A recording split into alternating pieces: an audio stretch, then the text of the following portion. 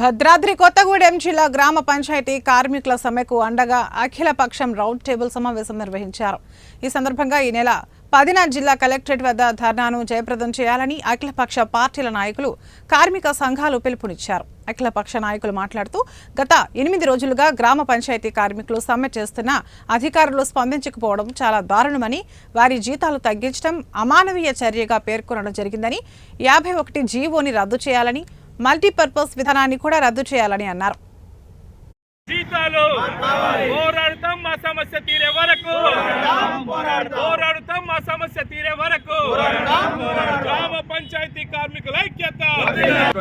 6 గ్రామ పంచాయతీల కార్మికులు సమ్మె చేస్తూ ఉన్నారు.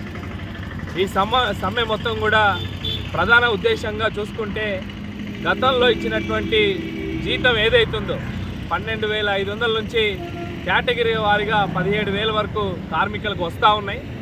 ఏకదాటిగా ఆ జీతాలన్నీ కూడా రద్దు చేసేసి 51వ జీవో ప్రకారం మేము 9,500 మీకు ఇస్తామని చెప్పేసేటువంటి ఇక్కడ అధికారుల అత్యుత్సాహంతో 9,500 రూపాయలకే దిగిపోయినటువంటి పరిస్థితి.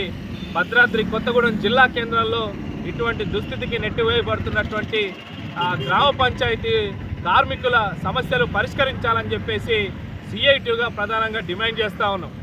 ప్రధానంగా ఇక్కడ ఉన్నటువంటి కార్మిక వర్గం చాలా కష్టపడి మొత్తం ఊరంతా కూడా శుభ్రం చేసి ప్రజల ఆరోగ్యాలకి